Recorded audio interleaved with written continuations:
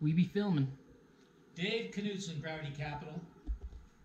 The deal of the day is actually not deal of the day, but we're going to call them deal of the days because we like deal of the days. It's called payoff request.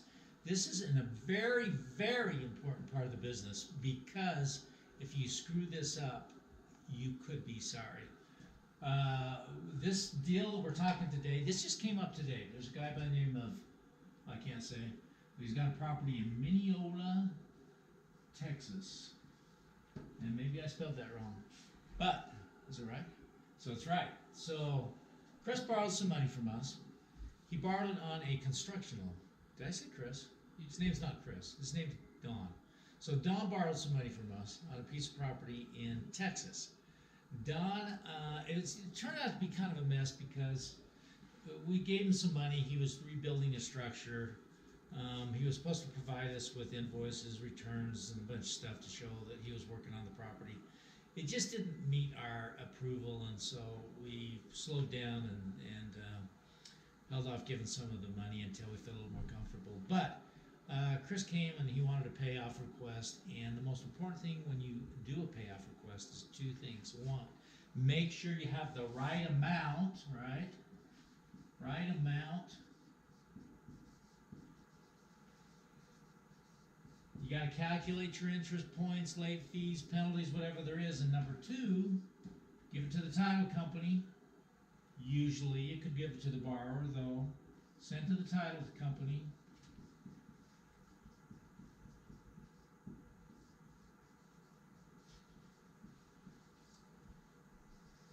Number three, put a date when it expires. So always have an expiration date on it.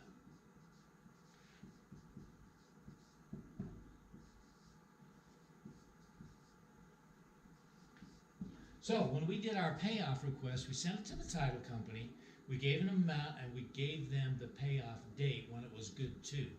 Once we send it to the title companies are usually smart enough that they will not issue a payoff after the expiration date. So the title company got the payoff out of the blue 10 days after the expiration of the payoff document. The title company sends us a check, but the balance had gone up after the fact. So because it had gone up, and because we put an expiration date on the payoff request, the title company was now on the hook for any overage that there was. In this case, it was about $5,000. So we immediately let the title company know, told them that they needed to, they were short on their loan, and they absolutely worked it out quickly. So it's important that you, when you send your payoff to the title company, put expiration dates, put the correct amount, and then usually you'll just get a check in the mail.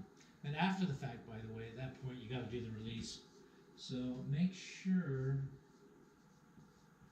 when you do these loans that you file the release quickly after the loan's paid off, as if you forget about it, it could foul somebody up, and then you got to go back and do the release after the fact, and it takes quite a while. So just remember payoff requests. By the way, on all these documents, we're happy, if you need some, we're happy to show you our payoff requests or our payoff loans, our sheets, any of our documentation, we're happy to give you and show you and help you. So that's part of the deal here. Thanks, Dave Knudsen, Gravity Capital.